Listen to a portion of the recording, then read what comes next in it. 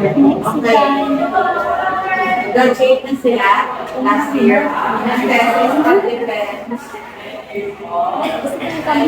Kuhaan sila computer. Ay gusto na para sa kuhaan sila sa unit. Kain sila. Kuhaan sila yung teams. Now, business letters are internal or external. Okay, tanong ko yan. So you have your answer now. Listen. External. Okay. So please listen. Para may harap na lang kung maiturit dito sa presentation. Isa sa below. Okay. How about emails? Sige, basa naman ni Miss. How about emails? Internal or external? What is the meaning of email? Email. Ano e?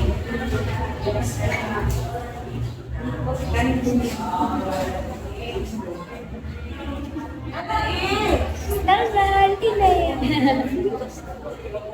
Wala, ay nakalimutan. Ano e? Electronic. Correct. Electronic mail.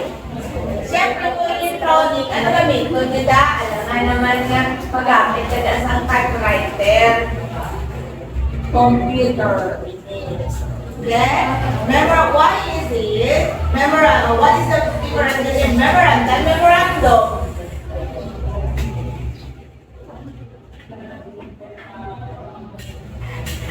Hello? Hi! Hello? Wala sabat?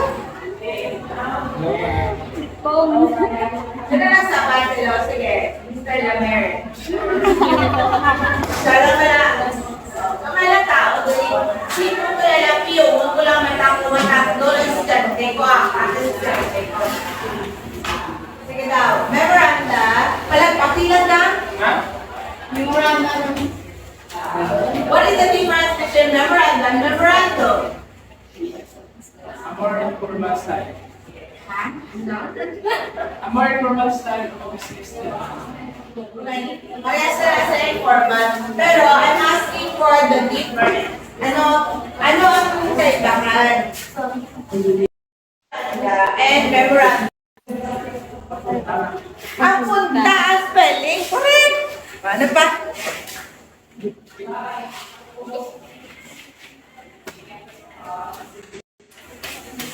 Ay, ano pa?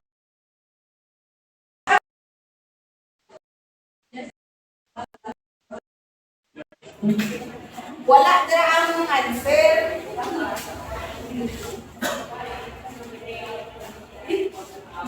Punta mo. Plural, hindi isang plural. Kung isa lang, it's a memorandum. Kung damo ka mga memorandum, mahimo na sa memoranda. Okay, you are bringing as a book of memorandum. So, tawag na memoranda. Tapos na lalaki. Yeah, boy, girl.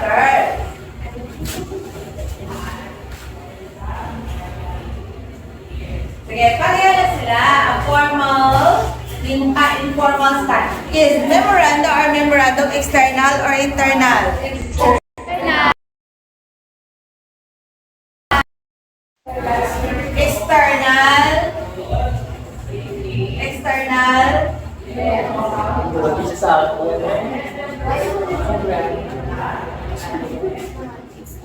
Ara na! Ara. Kung internal or external? External. Ha? Tawag, ma'am. Internal. Sige, ano ang word?